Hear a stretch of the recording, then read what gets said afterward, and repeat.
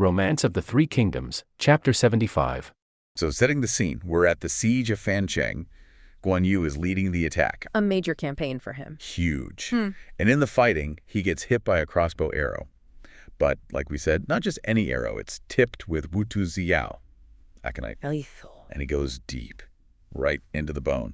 The source says his right arm becomes Yubi Kingsang, swollen, bruised, useless. A disaster for a warrior, right? And absolutely critical. I mean, aconite poisoning, if it's systemic, it's fatal. For it to reach the bone, that arm was essentially dying. Any other general would be rushed off the field. Immediately, no question. It's a ticking clock. And his people, his son Guanping, his officers, they beg him to retreat.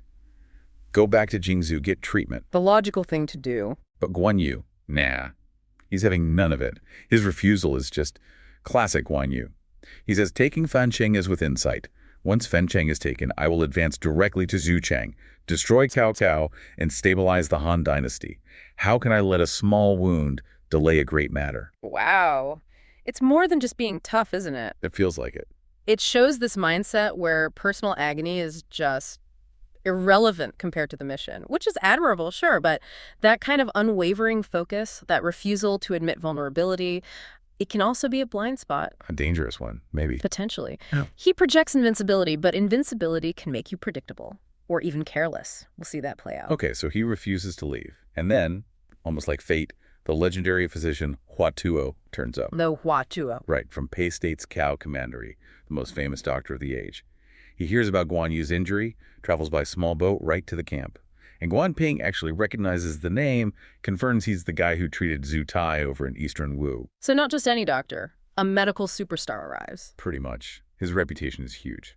And Hua Tuo showing up isn't just about medicine.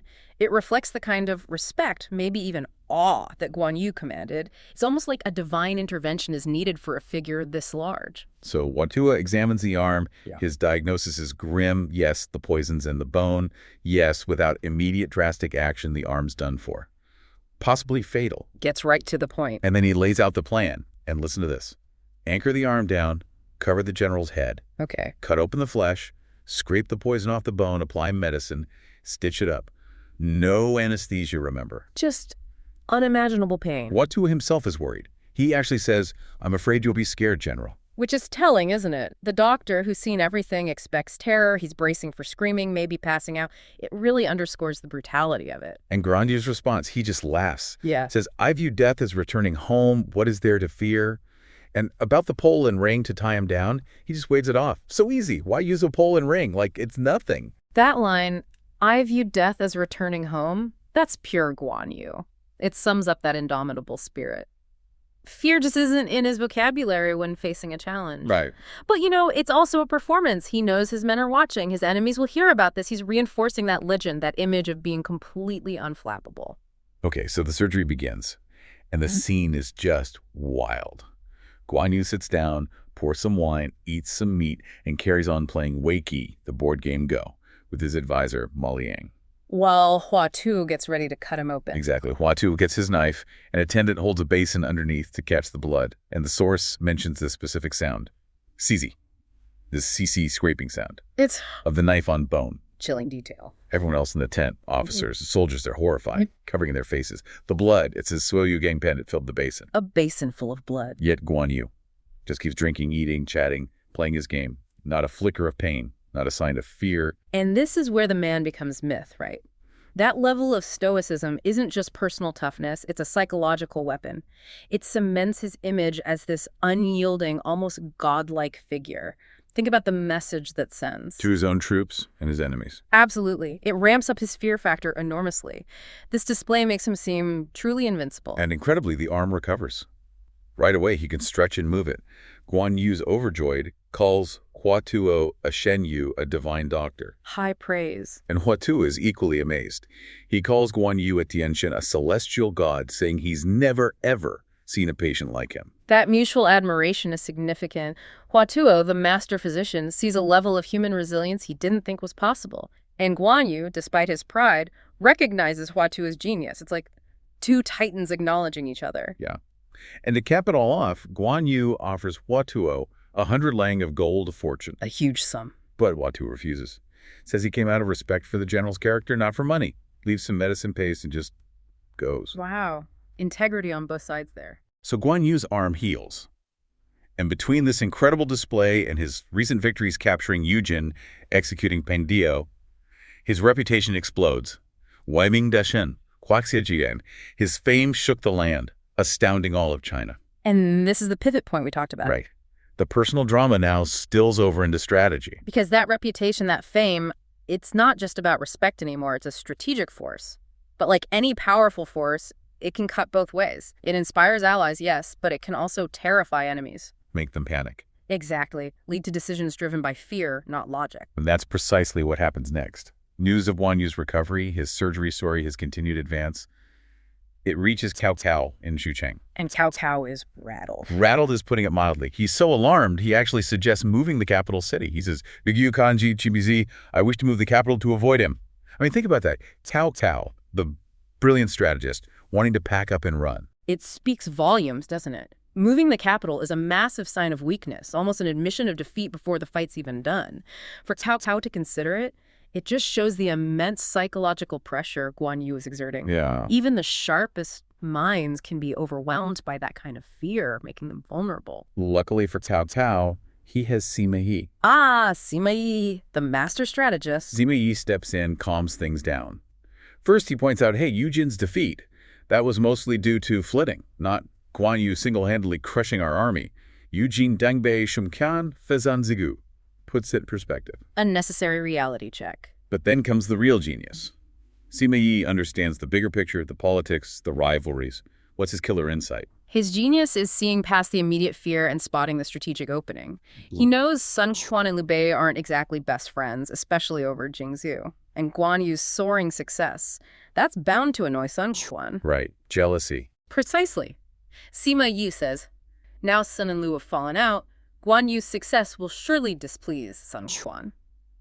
It's pure political psychology. He sees the crack between the allies. And he proposes they exploit it. Send an envoy to Eastern Wu, get Sun Quan to secretly attack Guan Yu from the rear. The classic stab in the back. And sweeten the deal. Promise Sun Quan land in Zhengyan after Guan Yu is dealt with. Jiang Ji backs the plan. It's brilliant, really. Turning Guan Yu's strength, his terrifying reputation, into the very thing that undoes him by provoking Sun Quan's envy. And the land offer, it perfectly aligns with Sun Quan's own ambitions. It's textbook divide and conquer. Cao Cao jumps on it, immediately drops the whole moving the capital idea. He does pause to lament Yujin's capture versus Pangdi's death, loyalty versus bravery. A moment of reflection, maybe. But then it's action. Envoy dispatched to Sun Quan. And, crucially, he sends Jingping Wan, 50,000 elite troops under Xu Huang, to reinforce the front against Guan Yu directly. So a two-pronged approach, diplomacy and military pressure. Exactly. The game board is completely reset. Okay, so the ball's in Sun Quan's court now. Right. Cao's letter arrives. And just like Sima Yi figured, Sun Quan is interested. Very interested. He agrees to the alliance. But there's always a but in the Three Kingdoms. Always. His own strategist, Zhang Zhao, pipes up with a warning. He says basically, be careful, Cao Cao is known for breaking promises. A wise counsel. It tells you everything about the era, doesn't it? Alliances were purely about convenience. Deep distrust was the default setting. Yeah. Sun Quan's going into this deal knowing full well Cao Cao might double-cross him later. It's all calculated risk. So while Sun Quan is mulling this over, another key player arrives, Lu Meng. Another sharp mind in Wu. Definitely. Lu Meng immediately advises Sun Quan. Now's the time. Hit Jingzhou, Guan Yu's base, while he's busy up north at Fenchang. Makes sense. Attack where he's vulnerable. But Sun Quan, being cautious, or maybe just testing his general, suggests attacking Zuzhou instead. The Zuzhou test, was that a serious option? Lu Meng argues against it pretty effectively. How so? He says Zuzhou, mostly flatland, hard to defend long-term. Jingzhou, though. Jingzhou controls the Yangtze River, Guangzhou, Shangjiang. That's the strategic prize. Take Jingzhou first. He's thinking geography, logistics, long-term control, not just a quick land grab. Exactly, and Sun Quan admits, yeah, I was just testing you. He gives the green light for the Jingzhou plan. This is a massive strategic decision for Wu. Huge. Controlling the Yangtze is like controlling the main artery of central China at the time. It's a defensive moat and an offensive highway rolled into one. Lu Meng gets it. Okay, so Lu Meng heads back to his post at Luku, ready to launch the attack. But he hits a snag. Oh, what happens? He finds Jingzhou isn't undefended at all. It's bristling with defenses. The source describes Yanjiang Shansha. Gofu Changbengu Fungungtai beacon towers dotted along the riverbanks every 20 or 30 later.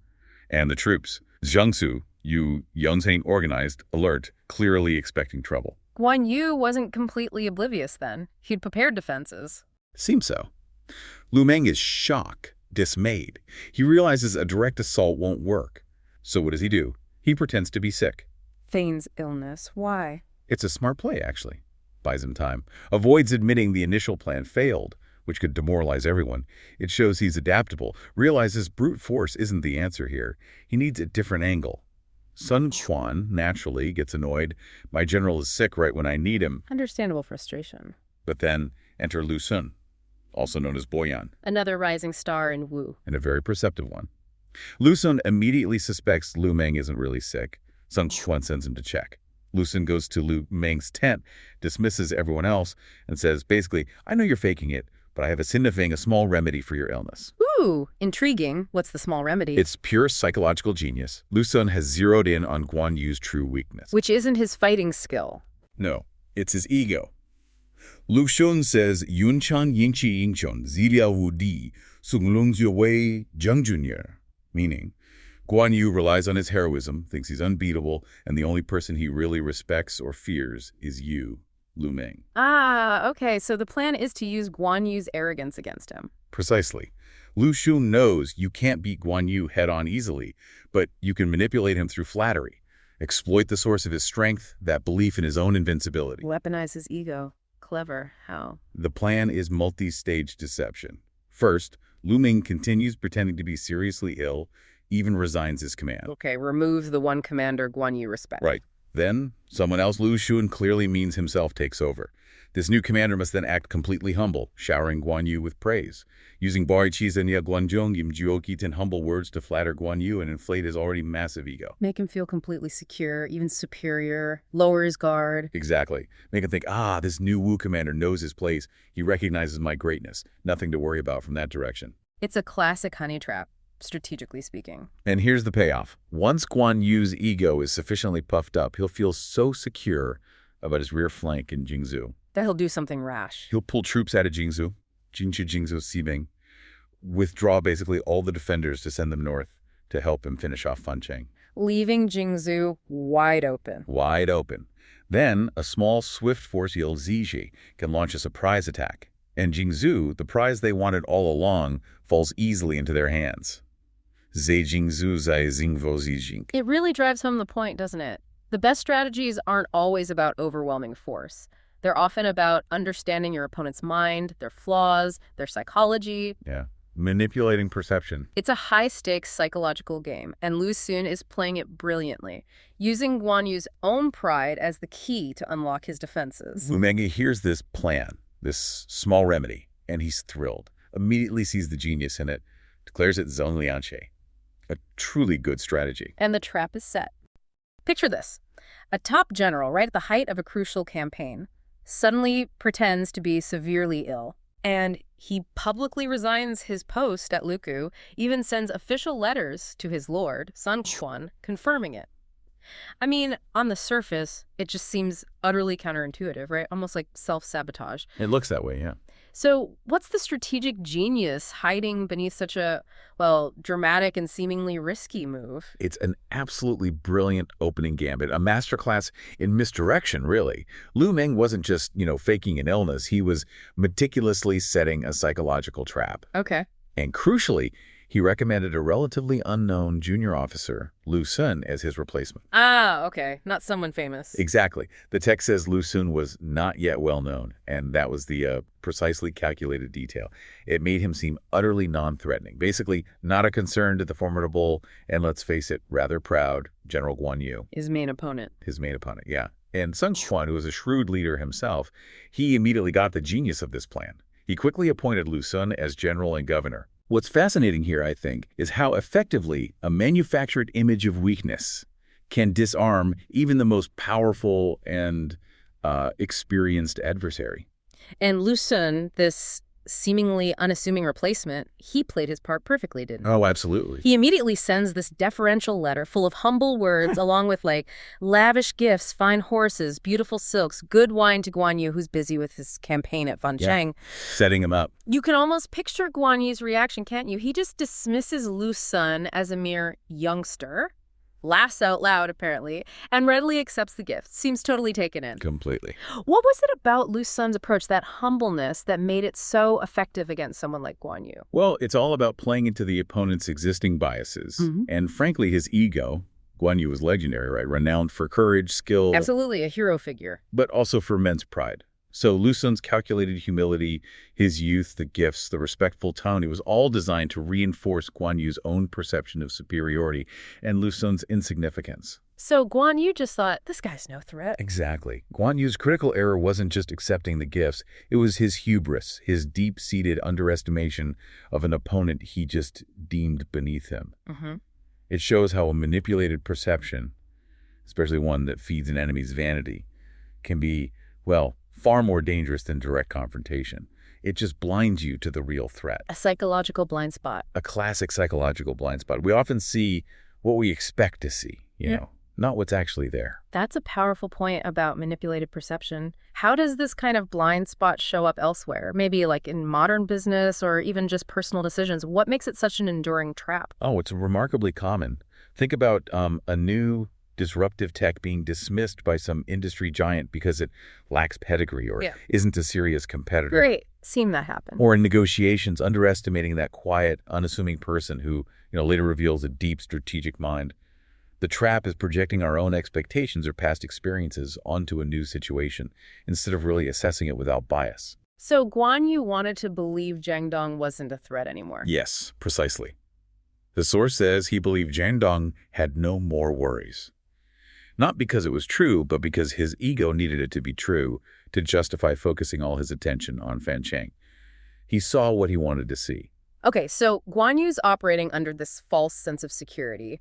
What immediate vulnerabilities did that create, and how quickly did Lu Sun jump on them? The consequences were direct and immediate. Believing his rear flank was secure, Guan Yu made a huge strategic blunder. He pulled the majority of his best troops out of Jingzhou, a super important strategic base, to reinforce his offensive at Fancheng. Leaving Jingzhou vulnerable. Critically vulnerable. He was also nursing an arrow wound, just waiting to heal up and resume his attack. Basically, Jingzhou was left largely undefended. And this is where Lu Sun's precision really shines. Okay. He'd been carefully observing the details, gathering intelligence constantly. He immediately sent a report to Sun Quan confirming Guan Yu's troop movement. The timing was just impeccable. Guan Yu was entirely focused on the front line. He was physically recovering, and his guard was completely down. That window of opportunity to strike Jingzhou, it was wide open. So with this intel confirmed, Sun Quan meets with the now recovered Lu Meng, ready to talk, attacking Jingzhou. But interestingly, Sun Quan first suggests sending Lu Meng and his uncle, Sun Zhao, to lead the army together. I mean, two experienced leaders, sound strong on paper, but Lu Meng saw a problem, right? He absolutely did. Yeah. And if we connect this to the bigger picture, Lu Meng wasn't just planning a military attack. He was expertly managing the political and human dynamics within his own command. Yeah. Right from the start. Right. He brilliantly argued against co-leadership. He referenced the past trouble between Zhu Yu, another legendary strategist, and Cheng Pu, a senior general from an earlier campaign, how they didn't get along. Setting a precedent. Exactly. He humbly said his own talent wasn't equal to Zhu Yu's, and more importantly, Sun Zhao's close family ties to Sun Quan, even stronger than Cheng Pu's were, would likely cause friction, make cooperation difficult. Politics, even then. Always. Lu Meng knew that internal conflict could just sabotage the whole operation before it even started. Sun Quan had what the text calls a great realization, understood the point, and appointed Lu Meng as the sole Grand Commander. Sun Zhao handled logistics. Clear command, unity ensured. Okay, now here's where it gets really interesting. The invasion itself, the White Cloth Crossing, just a masterclass in stealth and deception. It really is. Lu Meng picks 30,000 elite troops over 80 fast boats, Walk us through the disguise. What was the practical genius of having skilled sailors dressed as white-clothed merchants rowing, with the actual soldiers hidden below deck? Well, the practical genius is just astounding in its simplicity and effectiveness. Those white clothes weren't just visual, they were a powerful psychological symbol. Merchants were common on the river, right? Generally seen as harmless, apolitical. Blending in? Exactly. Invisible in plain sight. It let the fleet move quickly and anonymously down the river without raising any suspicion from watchtowers or patrols. And Lu Meng wasn't just relying on stealth. He had serious backup. 7 named generals: Han Dang, Jiang Qin, Zhu Ran, Pan Zhang, Zhu Tai, Xu Sheng, Ding Feng advancing behind him. Sun Quan himself was in reserve. So serious firepower hidden behind the disguise? Absolutely. This wasn't just about numbers. It was a deeply committed, multi-pronged attack strategy, ensuring backup, a relentless push. That layered command structure, it's often overlooked, but it's critical in these complex operations. So they're approaching the riverbank watchtowers, these key defensive spots. The merchants claim they're just blocked by wind, need shelter, but the critical move seems to be bribing the guards with wealth and goods. How did that simple bribe work so effectively? It was a brilliantly calculated risk, playing right on human nature. You have a plausible story, bad weather, happens all the time, combined with the immediate reward of a bribe. Tempting. Very tempting for likely lower-level soldiers, maybe bored, maybe complacent. A little extra wealth was much more appealing than potentially risking their lives over what looked like a harmless merchant fleet. It just bypassed the formal protocol. So the first layer of defense just melts away. Pretty much. And then with that first layer breached, later that night, around the second watch, say 9 to 11 p.m., the hidden soldiers emerged. Swiftly, silently, they captured all the guards at the watchtowers and other key spots along the river. Nobody got away. Critically, no one escaped to raise an alarm. This ensured, as the text says, a long drive straight to Jingzhou with no one being aware. The element of surprise was absolute, because the initial deception had already neutralized that first line of defense. So Jingzhou itself falls quickly and bloodlessly. Lu Meng, again the strategist, uses the captured watchtower soldiers really cleverly. He offers them good words and comforting, plus heavy rewards, then tells them to trick the city gatekeepers into opening up by midnight using a signal fire. How did that work psychologically, and why was avoiding a long siege so important for the bigger picture? Okay, psychologically, it exploited trust within the enemy ranks. The gatekeepers see their own comrades, apparently unharmed, signaling from the towers. They'd assume everything's fine, right? Yeah. They're opening the gates for their own side. Suspicion. Gone. Clever. And avoiding a long siege was absolutely critical for long-term control. A brutal siege means casualties, destruction, and deep, deep resentment among the people.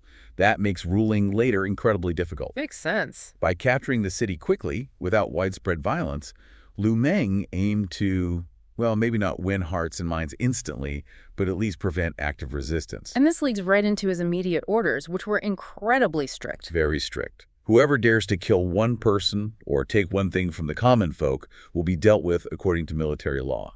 No exceptions. And he protected the old officials, even Guan Yu's family. Yes.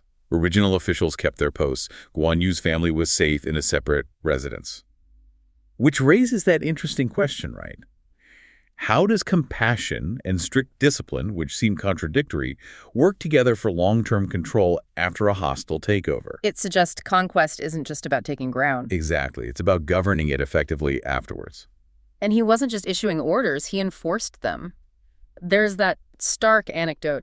Heavy rain, Lu Meng inspects the city, sees one of his own townsmen, someone close to him, using a civilian's bamboo hat to cover his armor. A small infraction, seemingly. The soldier pleads, it's just to protect official armor, not for private use. But Lu Meng has him executed anyway, to uphold the orders, and then the text says he wept and buried him. That's intense. Doesn't that risk alienating his own troops? Fear over loyalty. It's brutal, no question. And yes, it instilled fear, but it was a calculated fear. It was designed to prevent the kind of widespread looting and abuse that would have totally turned the population against them. Okay. A bigger picture goal. Right. That seemingly contradictory act, harsh discipline, then personal grief was profoundly effective.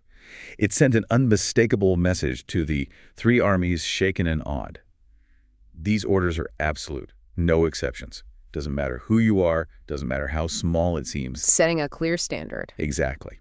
Lu Meng knew that to establish immediate, unquestionable authority and stop chaos, he had to show his word was law.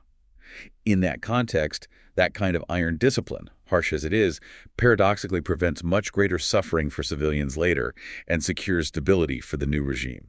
It's about those tough leadership calls for order and, importantly, the reputation of the new government.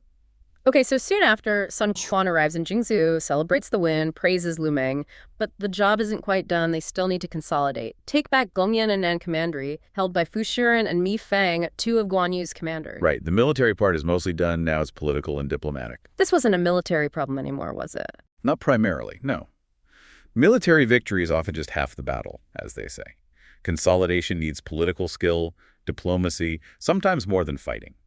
Capturing Jingzhou swiftly was crucial, yes, but securing the surrounding areas without more bloodshed was key to stable control.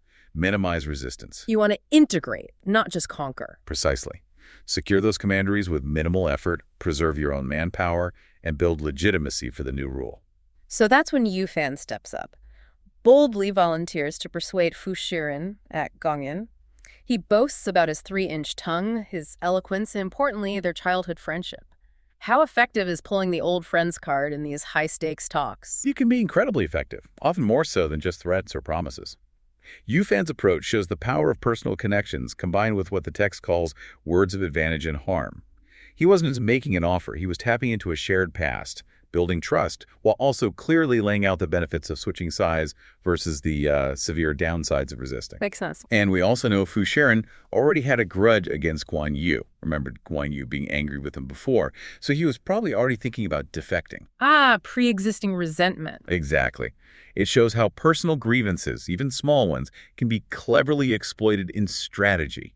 Turns an opponent's loyalty into a weakness. Personal feelings are a powerful lever. And it worked like a charm. Fu Shiren surrenders quickly after getting Yu Fan's letter, shot over the wall by arrow. Sun Quan smartly reinstalls him in Gongyan. But Lu Meng, always thinking ahead, Never stop. immediately suggests using Fu Shiren, the brand new defector, to convince Mi Fang over at Nan Commandery. What's the genius in that, having the newly switched guy bring over the next one? Lu Meng was always several steps ahead, neutralizing potential threats. Using Fu Shiren to persuade Mi Fang did two critical things at once. First, it cemented Fu Shiren's loyalty. He's now actively participating in the new regime, right? He has a stake in its success. Makes him commit. Exactly. Second, it weakened Guan Yu's remaining allies more effectively. Seeing a peer, Fu Shiren, defect, could sway Mi Fang much more powerfully than just a direct appeal from Sun Quan or Lu Meng would have. Few pressure, almost. Kind of, yeah. It's just a masterclass in layered strategy. Yep. Military power, psychological manipulation, strict discipline, clever diplomacy all working together. They achieved a seemingly impossible victory and consolidated power efficiently and effectively.